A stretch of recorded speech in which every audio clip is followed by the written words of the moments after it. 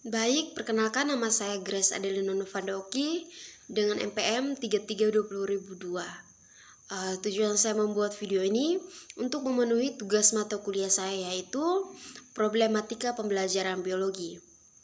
Kali ini saya akan menjelaskan materi tentang problematika sarana dan standar sarana dan prasarana yang ada di Indonesia. Tetapi sebelum kita masuk ke materi inti, sebelum kita mengetahui tentang apa saja problematika dari standar sarana dan prasarana yang ada di Indonesia, tentu saja kita harus mengetahui apa yang dimaksud dengan sarana dan prasarana. Jadi di sini saya akan menjelaskan sedikit tentang apa itu sarana dan prasarana. Jadi, sarana adalah segala sesuatu yang dipakai atau alat yang digunakan untuk mencapai tujuan tertentu. Sedangkan prasarana di sini yaitu segala sesuatu yang merupakan penunjang dari terselenggaranya suatu proses pendidikan. Jadi dapat disimpulkan kalau sarana dan prasarana yaitu instrumen paling penting dalam pendidikan dan menjadi salah satu dari standar nasional pendidikan. Sehingga bisa dilihat kalau institusi pendidikan sekarang atau sekolah-sekolah sekarang sudah berlomba-lomba untuk memenuhi standar nasional pendidikan.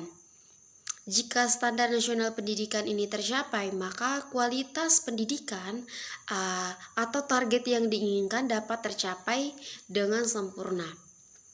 Tetapi banyak sekali sekolah-sekolah yang kita lihat di sini ketidaktepatan dalam menggunakan fasilitas-fasilitas atau sarana dan prasarana ini dapat menyebabkan banyak sekali problem-problem atau permasalahan yang timbul. Hal tersebut dapat ditimbulkan karena pengadaan yang kurang tepat, penggunaan yang kurang tepat, dan cara untuk merawatnya yang kurang tepat. Hal tersebut menyebabkan banyak sekali problem-problem tentunya. Selanjutnya di sini ada fungsi dan tujuan dari sarana dan prasarana pendidikan. Yang pertama yaitu fungsi, salah satunya di sini yaitu untuk melengkapi dan memberikan fasilitas untuk segala kebutuhan yang diperlukan dalam proses belajar mengajar. Jadi ketika proses belajar mengajar fasilitas yang kurang, maka tentu saja ada problem-problem yang muncul. Tetapi di sini ketika fasilitasnya menunjang, fasilitasnya lengkap, tentu saja proses belajar mengajar ini dapat berjalan dengan lancar dan membuat para siswa nyaman dalam proses belajar mengajar. Dan tujuan dari sarana dan prasarana ini yaitu untuk memberikan pelayanan secara profesional dalam bidang sarana dan prasarana pendidikan dalam menunjang terselenggaranya proses pendidikan secara efektif dan efisien. Yang berikut yaitu problematika sarana dan prasarana. Yang pertama kita lihat fasilitas yang minim. Bisa dilihat kalau kebanyakan dari kita di daerah pedesaan yang jauh dari perkotaan atau untuk sulit diakses, dan ketika sarana dan prasarana yang tidak memadai, tentu saja memberikan permasalahan salah satu permasalahan di mana kita bisa melihat contoh dalam di era globalisasi ini atau di era sekarang ini, di mana tentu saja COVID-19 dalam proses pembelajaran saja dihentikan secara tatap muka, sehingga jalan pintasnya yaitu secara daring. Tentu saja fasilitas yang digunakan yaitu media elektronik.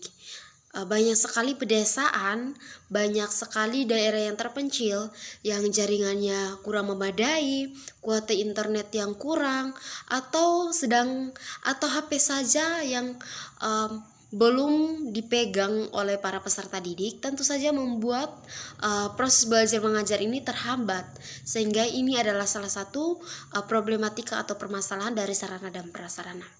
Yang berikut yaitu rendahnya sumber daya manusia. Kurangnya pendidikan dapat menyebabkan faktor problematika dari sarana dan prasarana. Ketika tenaga pendidik ini tidak mempunyai skill atau basic dalam proses dalam pendidikan, tentu saja memberikan permasalahan yang timbul dalam proses belajar mengajar.